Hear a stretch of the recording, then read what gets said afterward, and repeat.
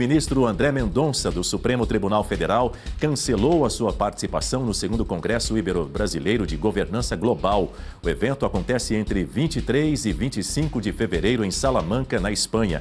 A decisão foi tomada após Mendonça ser sorteado como novo relator das investigações sobre as fraudes do Banco Master. O caso envolve desvios estimados em 50 bilhões de reais. O Congresso Jurídico terá a participação de um dos integrantes de uma banca de advocacia que defende Daniel Vorcaro, dono do Banco Master. Também compõe uma mesa num evento um ex-sócio do Resort Itaiaia, do qual o ministro Dias Toffoli foi sócio. O ministro avaliou que precisa preservar a imagem de imparcialidade do tribunal. Ele tinha confirmação para palestrar em mesas do Congresso e também é professor na Universidade de Salamanca. O Supremo informou que os custos da viagem seriam pagos pelo próprio ministro e não haveria recebimento de valores pela participação no evento. Mendonça já se reuniu com delegados da Polícia Federal na última sexta-feira. O encontro, durante cerca de 2 horas, serviu para obter informações sobre as investigações e definir os próximos passos. Hora de receber o nosso time de analistas nessa manhã de segunda-feira, começando por Berenice Leite. Bom dia, Berenice. Seja muito bem-vinda. Bom tê-la conosco. Bom dia, Daniel. Bom dia a toda a nossa audiência qualificada e que escolheu estar bem informado ao invés de curtir o carnaval. Entrando aí nesse bloco do Banco Master, o bloco do roubo dos aposentados, é hora de ficar bem informado, né? Muito bem, sem dúvida alguma. Vou começar por você então, Berenice, porque tem muita expectativa sobre os próximos passos do ministro André Mendonça na condução desse caso. Tem interlocutores do ministro que foram ouvidos, inclusive pelo jornal Valor Econômico. Eles não souberam dizer se vai haver a devolução das investigações sobre o Master para a primeira instância nesse primeiro momento. No primeiro momento, segundo esses interlocutores, André Mendonça quer se situar sobre o tema, sobre o assunto.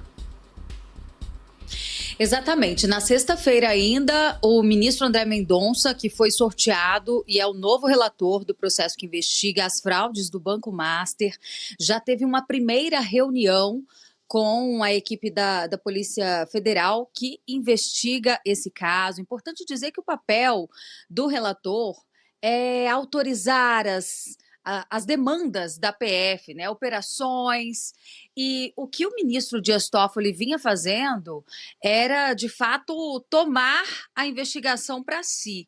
Né? Os motivos a gente já sabe agora, né? Tudo evidenciado e comprovado com as mensagens que revelaram ali no celular de Daniel Vorcaro, inclusive pagamentos milionários que chegam agora a 35 milhões, extratos que comprovam isso, que caíram na conta de Dias Toffoli. Veja, né, a crise institucional que se instalou no Supremo Tribunal Federal. Acredito que isso tenha feito também o ministro André Mendonça, numa decisão muito assertiva, cancelar a sua participação nesse evento fora do país, independente de ele estar arcando com os custos ou não, para não gerar nenhum tipo de burburinho, até porque, Daniel, o Banco Master, Daniel Vorcaro, era acostumado a patrocinar jantares fora do país, quando magistrados do Supremo faziam eventos, participavam de eventos fora do país. Então, é uma forma também de evitar qualquer tipo de especulação. Acho que um posicionamento muito correto, em um momento que, como você bem trouxe, há a possibilidade de ir para a primeira instância. Isso não é descartado, mas o que ocorre? Essas mensagens reveladas no celular de Daniel Vorcaro também mostram a ligação de vários parlamentares no exercício de seu mandato, inclusive, que estariam envolvidos e vão passar a ser investigados. O que deve manter essa investigação, porque são pessoas com foro privilegiado, né? Com foro de prerrogativa de função. O que é cogitado é que haja um desmembramento desse processo. Aqueles que não têm foro privilegiado, que sejam investigados na primeira instância, mas isso é só uma possibilidade. Por hora, o caso deve sim se manter na última instância, que é o Supremo Tribunal Federal, e muita coisa ainda a ser investigada. Agora, sobre a relatoria de André Mendonça, O grande questionamento, Daniel, acredito que não seja em relação a voltar para a primeira instância ou não, mas sim se André Mendonça vai abrir o sigilo dessas investigações. Seria muito importante que isso acontecesse, até porque essa foi a primeira medida tomada por Dias Toffoli logo que assumiu o caso do Banco Master e logo após, um dia depois de ter viajado no mesmo jatinho com um dos advogados da instituição. Então, acredito que André Mendonça deve estar sendo muito pressionado, inclusive, para que o sigilo seja quebrado, viu, Daniel? Pois é, Berenice Leite, trazendo um adendo aí à sua informação, não existe um número exato e unânime divulgado em todas as fontes que a gente pesquisou aqui a respeito de quais ou quantos eventos os ministros do Supremo Tribunal Federal participaram que tenham sido bancados pelo Banco Master. No entanto, nas principais fontes consultadas, nós temos aqui pelo menos 4 eventos internacionais citados com frequência, um em Nova York, Paris, Londres e Roma, além de pelo menos um evento nacional ocorrido no Rio de Janeiro, portanto, totalizando 5 em algumas dessas apurações, isso entre 2022 e 2024. Agora, além do ministro André Mendonça, Berenice, o colega do ministro Luiz Fux também não vai ao evento, não é? Exato. E Luiz Fux, na reunião da semana passada, onde o colegiado emitiu uma nota dizendo que o Dias Toffoli não tinha ali caracterizado a conduta dele como suspeito, enfim. Sabemos o posicionamento dos magistrados, mas o que ocorreu mesmo naquela reunião, a discussão em si, alguns trechos foram revelados. Até acho que ainda hoje, ao longo do jornal, nós vamos falar com mais tempo sobre isso, porque há até uma desconfiança de que essa reunião teria sido gravada pela riqueza de detalhes das falas dos magistrados que o Poder 360 trouxe. E numa dessas falas, Luiz Fux, ele defende, assim como todos saíram ali em defesa de Dias Toffoli para que ele não fosse considerado suspeito no caso do Banco Master, suspeito para julgar, né, esse processo, o Luiz Fux fala em fé pública, né? Então, acredito que baseado nessa premissa da fé pública, Luiz Fux também toma uma decisão assertiva, porque a instituição em si, o Supremo Tribunal Federal, Daniel, já perdeu a credibilidade há muito tempo, né? Então, assim, de alguma forma, eles precisam, nesse momento de crise institucional, tentar resgatar essa credibilidade, essa confiança. A própria ministra, né, a Carmen Lúcia, fala que até os taxistas, né, que todo taxista que ela escuta ali falando, eles não têm boas referências dos magistrados do STF. E isso mostra duas coisas, né? A primeira é que eu não sabia que magistrado pegava táxi.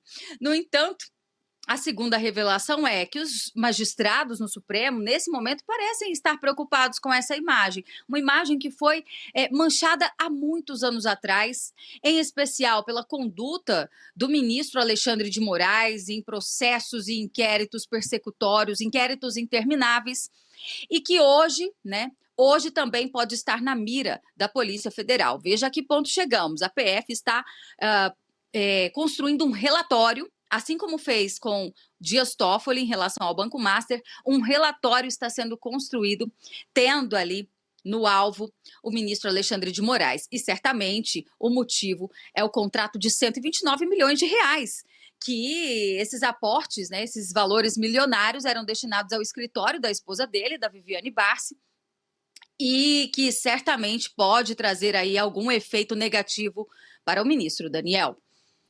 Muito bem, Berenice Leite, são 7h10 no horário de Brasília. Vou para o telão agora para receber Marcelo Rocha Monteiro. Bom dia, Marcelo, bem-vindo. Bom dia, Daniel, bom dia, Berenice, bom dia para a nossa audiência. Nota 10 para você, Marcelo Rocha Monteiro. Temos muitos assuntos para falar contigo, a começar por este que nós estamos conversando aqui, a relatoria agora de André Mendonça sobre esse escândalo Master.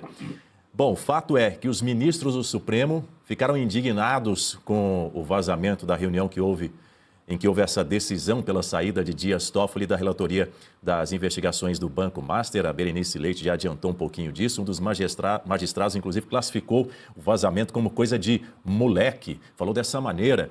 Estamos falando sobre esses diálogos aí que foram atribuídos aos ministros do STF, que foram reproduzidos pelo site Poder 360 e que mostram que 7, 8 ministros estavam a favor da permanência de Toffoli na relatoria. Alexandre de Moraes, André Mendonça, Cristiano Zanin, Flávio Dino, Gilmar Mendes, Luiz Fux e Nunes Marques apoiaram a permanência, enquanto Carmen Lúcia e Edson Fachin fizeram ressalvas no caso.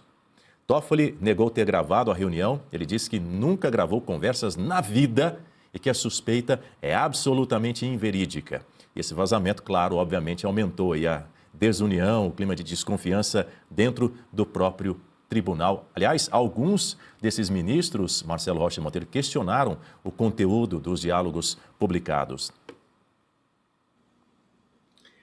Eu acho que os trechos publicados, é evidente que a reunião foi gravada, né? O nível de detalhes divulgados pelo Poder 360 mostra que, claro, foi gravado, né? E a reação dos ministros confirma que essa gravação existiu. Se foi o Toffoli ou não, aí ainda não sabemos, né? Eu não descartaria essa possibilidade. De tudo que foi divulgado, o que mais me chamou a atenção, né, da maneira mais negativa possível, foi o comentário do senhor Flávio Dino, né, defendendo o ministro Dias Toffoli, que ele chamou de o meu irmão e amigo Dias Toffoli. O comentário que o Dino fez foi o seguinte: o ministro Toffoli pegou uma causa bilionária de 55 bilhões e um negócio dele lá com um fundo de 16 milhões é o problema do país? É óbvio que esse não é o problema do país. Então, vejam vocês o padrão moral, né, deste cidadão que é ministro do Supremo Tribunal Federal. Ele está dizendo o seguinte: ora, qual é o problema?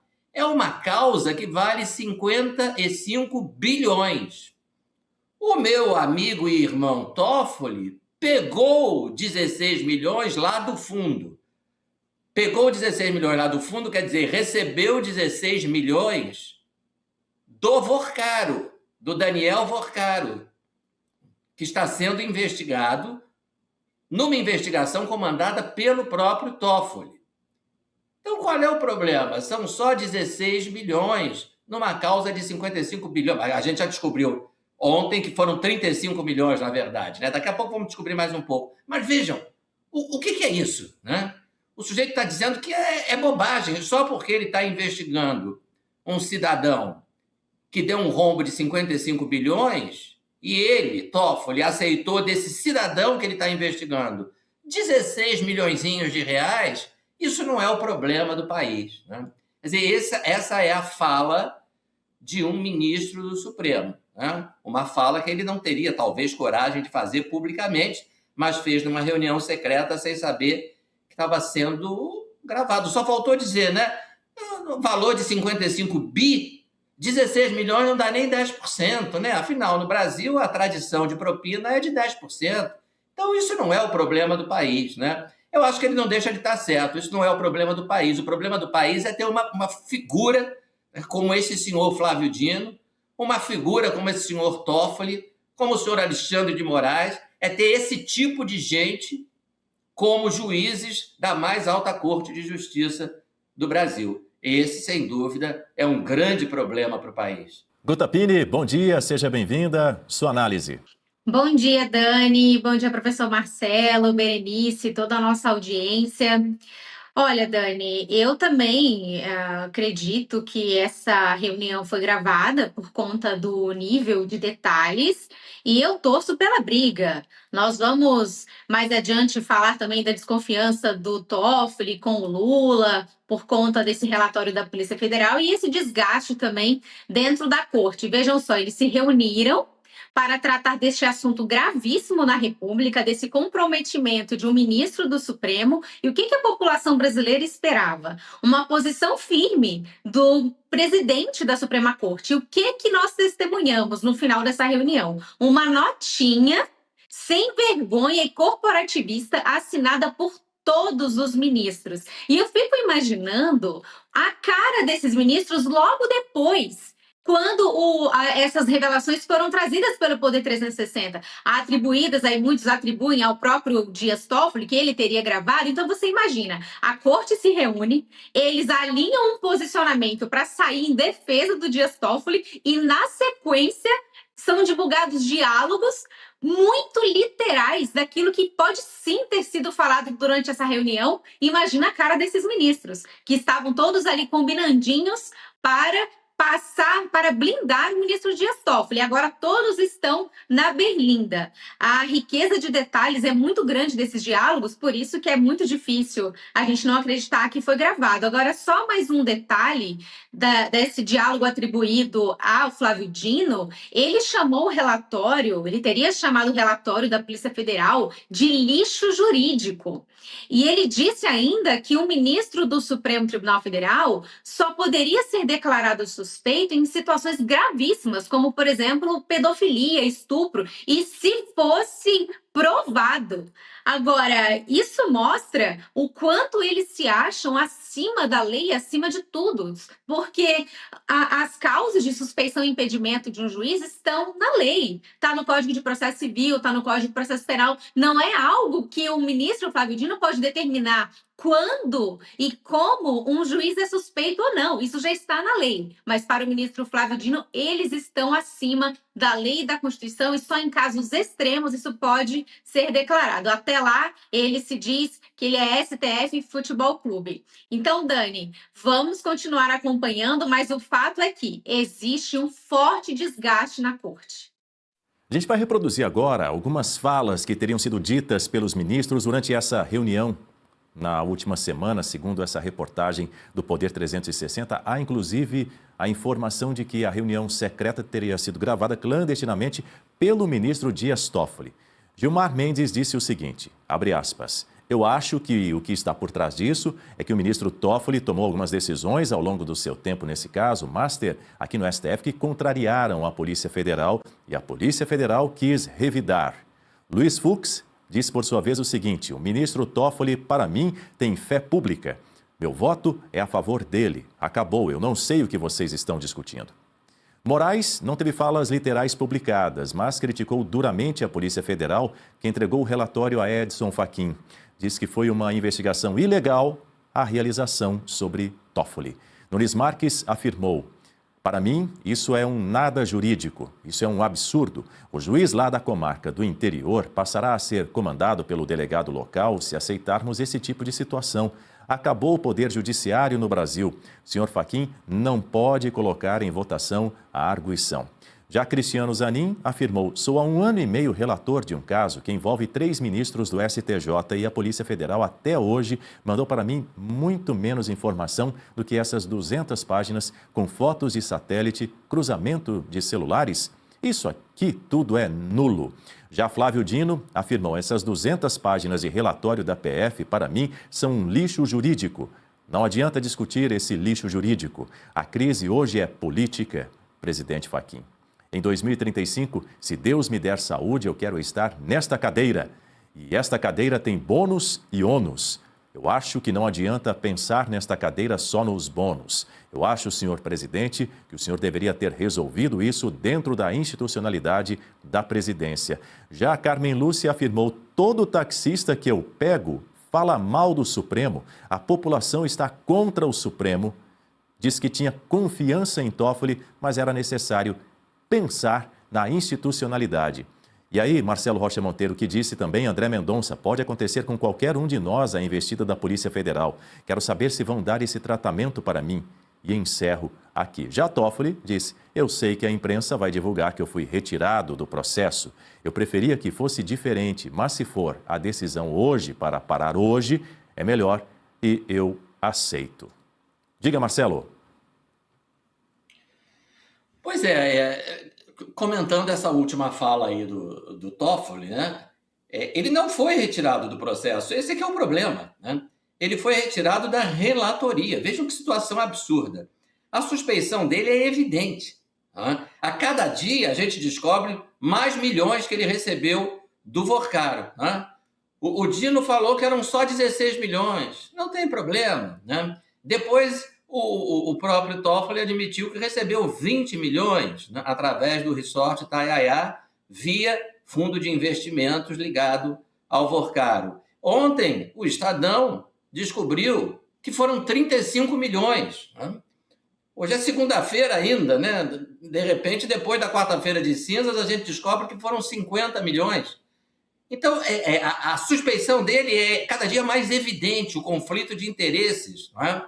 O responsável pela investigação recebeu 35 milhões de reais do investigado.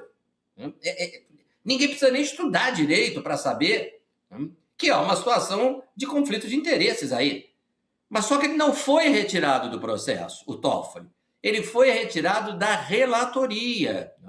O juiz relator, o ministro relator, é aquele que vai atuar num primeiro momento, né? Nesse momento inicial, ainda de investigação, ainda não há formalmente um processo, que há um inquérito, né? Depois a promotoria vai fazer uma acusação formal, aí vai ser instaurado um processo, e quando esse processo chegar ao fim, o réu vai ser julgado por todos os juízes que compõem aquele órgão. Aquele órgão que eu estou falando é a segunda turma do Supremo Tribunal Federal. Esse órgão é composto pelo Gilmar Mendes, né, pelo Cássio Nunes, pelo André Mendonça, pelo Luiz Fux e pelo senhor Dias Toffoli.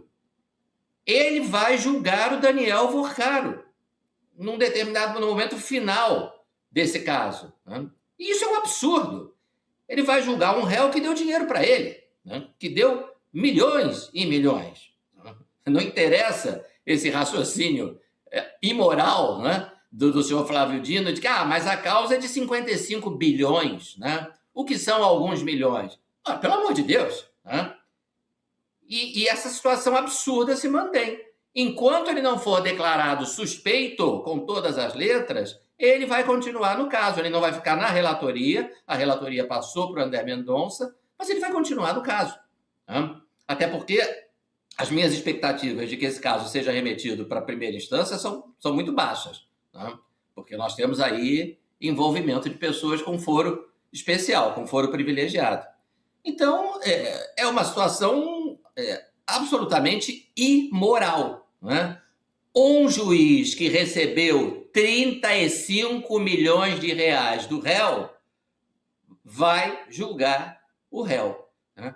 E a ministra Carmen Lúcia ainda está espantada por descobrir que os taxistas, né, têm uma péssima imagem do Supremo. Ministra, os taxistas, os padeiros, os açougueiros, os médicos, os jornalistas, todos os brasileiros hoje têm uma péssima imagem do Supremo, graças aos integrantes do próprio Supremo.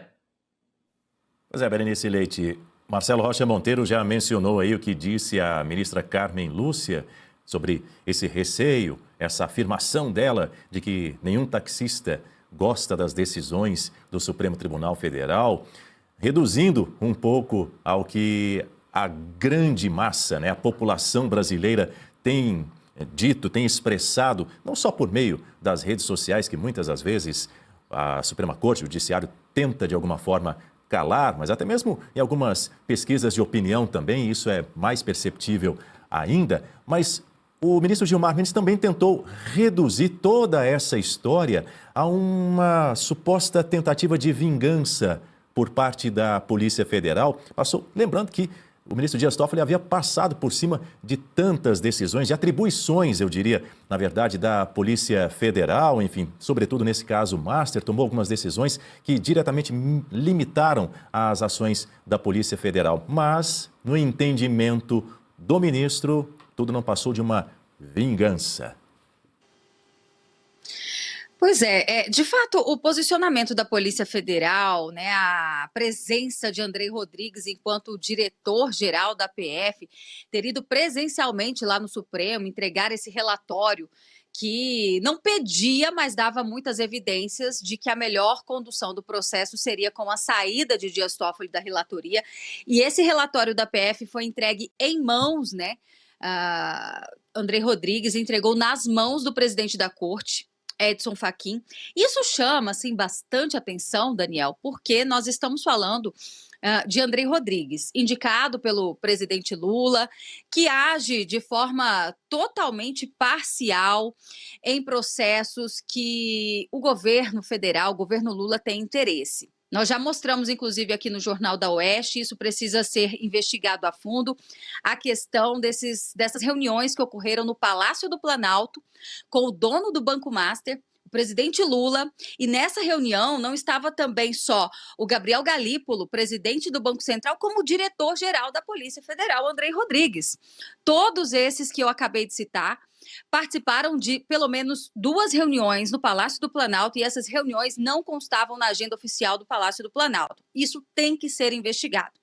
Agora, existe também aqui em Brasília, vem sendo cogitado a possibilidade de que realmente essa atitude da Polícia Federal, que, como eu disse, sob a gerência ou ingerência de Andrei Rodrigues, ele faz tudo que o presidente Lula quer. E que esse relatório contra Toffoli teria acontecido por vontade também do presidente Lula. Uma mágoa que se estendeu lá no passado, quando Dias Toffoli, ministro do STF, votou pela condenação não só de Lula, como também de toda aquela trupe da Lava Jato.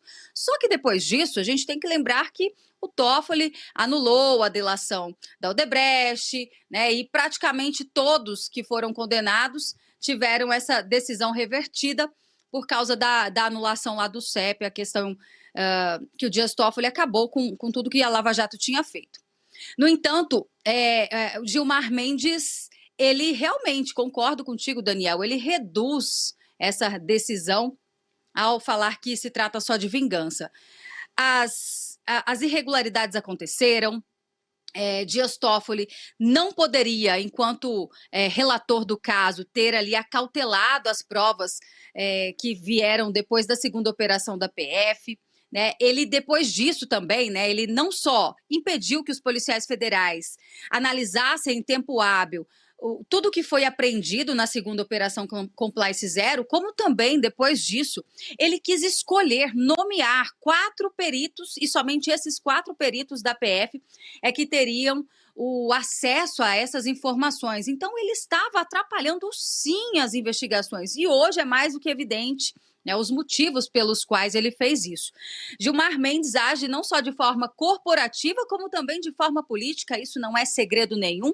Em Mato Grosso, por exemplo, ele inaugura até obras. Mas sem querer me estender, Daniel, eu já havia até anotado esse ponto, porque realmente Gilmar Mendes, ele tenta reduzir o trabalho da Polícia Federal e falar em vingança, quando a gente percebe que existe um lado muito técnico que vem fazendo o seu trabalho e que a gente espera que agora, sob a relatoria de André Mendonça, essas investigações aconteçam de forma mais rápida e tragam conclusões para a população brasileira.